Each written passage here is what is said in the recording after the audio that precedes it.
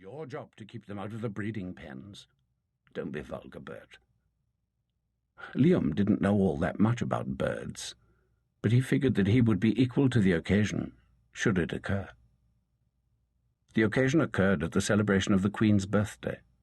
No greater catastrophe could have befallen Edna Hargrove than Mildred's pregnancy, which destroyed half a lifetime of delicate manipulation. Liam and Mildred were presented with a monstrous ultimatum. The pair would be broken up permanently. Liam's labour indenture would be sold to a station elsewhere. Mildred would be slipped to Australia to a convent. The child would be put up for adoption. Liam and Mildred had backed themselves to the edge of a cliff and seemed to have no choice but to submit when the hand of Providence stretched out clear from Ireland in the form of a cable. Mildred read it to Liam. "Dear Liam, stop. I have collected a small fortune, stop. I have paid off your passage in full, stop. Further funds are being transferred for you to start a homestead, stop. Daddy unaware. Your brother, Connor." The couple departed the Hargrove Acres. Father Gianelli agreed to marry them.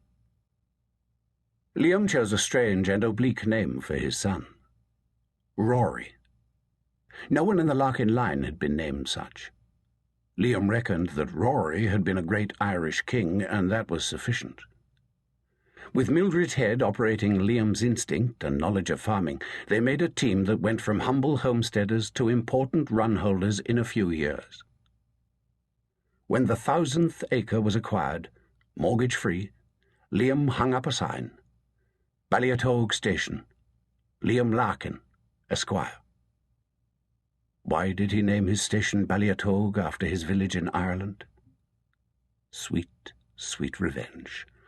I'll show all of you Liam was not the bumbling fool of the Larkins.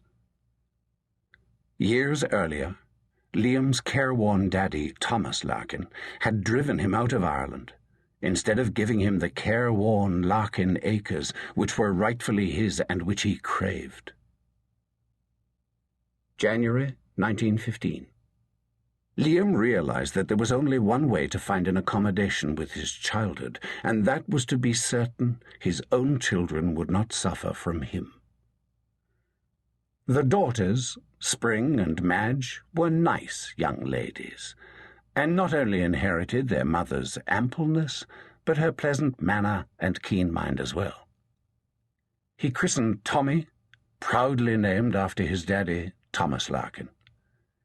Alas, resemblances to his father were only in name deep. Everything was in hand for Squire Larkin except for one small matter. The operation of the station would rightfully go to his oldest, Rory, and Rory was a man equal to the task. However, there were slight problems with Rory and his wild ways with the girls and his hell-raising and growing wanderlust. He was winner of every kind of shearing and riding and roping and breeding prize the South Island had to offer, and a rugby hero to boot. On the turn of a halfpenny, Liam's worry turned to fear. War had broken out in Europe. In that instant, remote and placid New Zealand changed. The seemingly tranquil lads in this faraway countryside were suddenly charged with war fever and were queuing up for blocks outside the recruiting stations. It made sense, and Liam knew it.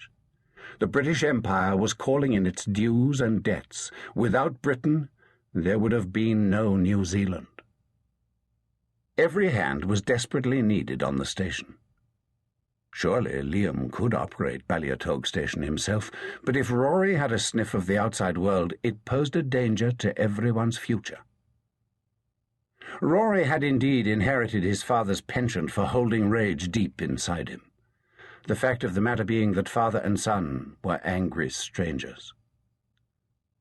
Liam wondered now if there were any way to catch up and reverse the past, even though he was not quite certain of what he had done wrong.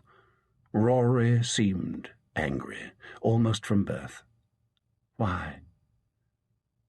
"I know when it started," Liam said one night to Mildred.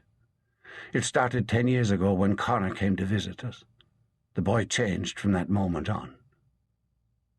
Liam would go to the crown of his land, a high hill site by a trout stream, and communicate with himself, reliving his own epic. Liam had laid claim to victory over Ireland by making his immigration a stunning success. Despite it, he was never free of hovering ghosts, the men who had created the Larkin legacy. Each, for generations back, was the big fellow in his own times, and he, Liam, lost and unheard among them.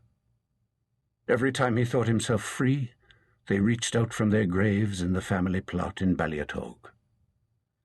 His great-grandfather, Ronan, beaten with the cat-o'-nine until the bones poked through his flesh during the Wolftown Rising of 1798.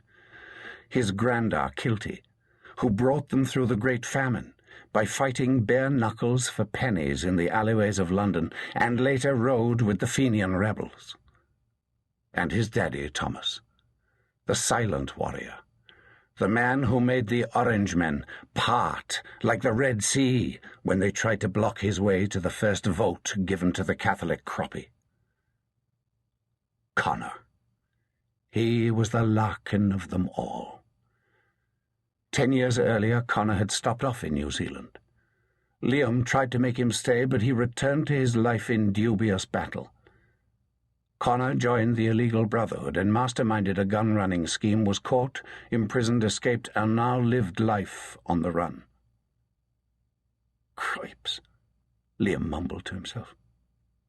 "I'm going down and talk to Rory. This time without anger. This time we'll get to the bottom of what's hurting us. If Rory would stay in New Zealand out of newfound love for me and maybe me for him, then this unholy trinity would be off my back." Liam could tell the instant he saw Mildred that something terrible had happened. "Rory?" "No, he's all right," Mildred assured. They were gathered about the fireplace as the squire was wont to do for a prayer and chat before supper. Liam became aware of the silence. Then he saw it on the table, a cable envelope. "We've been waiting for you to open it," Mildred said. "Our beloved brother Connor is dead." Stop. "He was killed leading a raiding party which destroyed an Ulster Volunteer Army arsenal at Lettershambo Castle." Stop. "God be with you in your moment of grief." Stop. "Darry Larkin." Liam afforded himself a quick glance at their distraught faces, then left the wreckage for Milly to contend with. Rory stopped his father on the stairs. "Da," he croaked. "I need to be alone, boy," he said. As he pushed open the bedroom door, Liam could hear the family weeping in the parlour. Mildred made heavy-footed haste up the stairs to the bedroom where Liam was packing his kit. "I need to be alone." "There are others here with needs as well," she snapped. "I'm no good at this, Milly. You'll have to do it for me.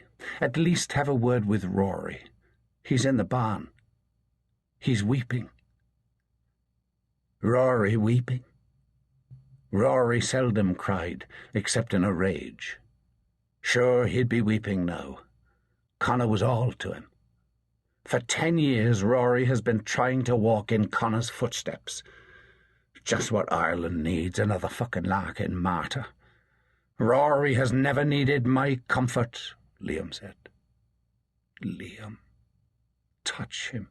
Just touch him and tell him we'll get through it together." I'll try." Liam entered the barn gingerly and opened a stall, led his mare out and saddled her as Rory watched in torment. Liam cleared his throat. The two stared like startled deer caught in torchlight. Liam cleared his throat once more. "Yes, Squire," he thought. "You're just like your daddy." Liam lowered his eyes and led the horse from the barn. In a moment there was a whinny and the sound of pounding hooves away to the hills. Squire Larkin was soon on the crown of his land. "The beauty of Ireland lies slain. How the mighty have fallen. Thou, Connor, thou hast been slain in thy high..."